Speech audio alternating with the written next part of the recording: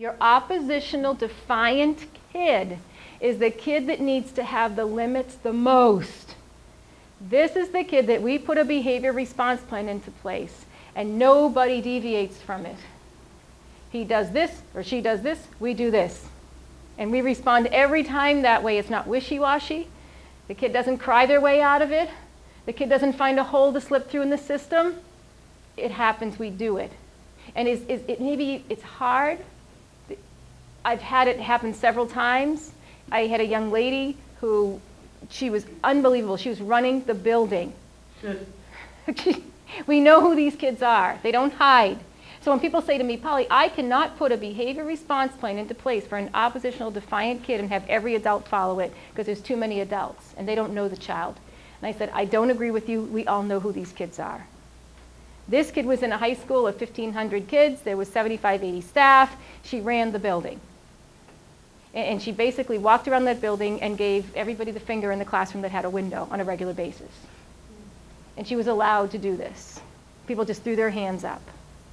We put a plan in place for her, and I simply said to every person in that building at the staff meeting, I said, when you see her, you say to her, go back to the room you came from. That's all you say to her, go back to the room you came from. And they said, she's not going to go. And I said, that's okay. All you have to do is say that.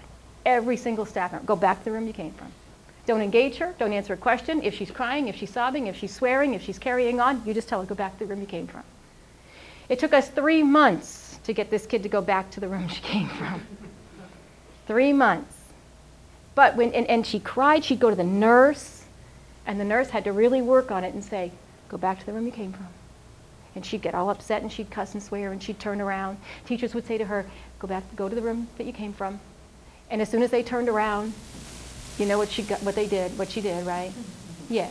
And you ever gotten the finger behind your back, but you know you got it? You know, you walk away and you go, ah, yep, okay, that one felt good. And I said to every staff, I said, but don't turn around. You just keep on going. And that was really hard for staff to do. Really hard. But after 3 months, this young lady came back to the classroom, which was my classroom, and she sat in the room, she took the stuff off her desk and she threw it on the floor and she goes, all right, I'm here. She goes, but I ain't doing nothing. Fine. Because what was my goal? Just to get her back in to stay in one place. I was not at that moment going to now get out 3 months worth of makeup work and say, here's the work you missed. Because I would have started all over again. Once I got compliance, that's all I wanted was one little piece of compliance. Once I got that compliance, we were happy.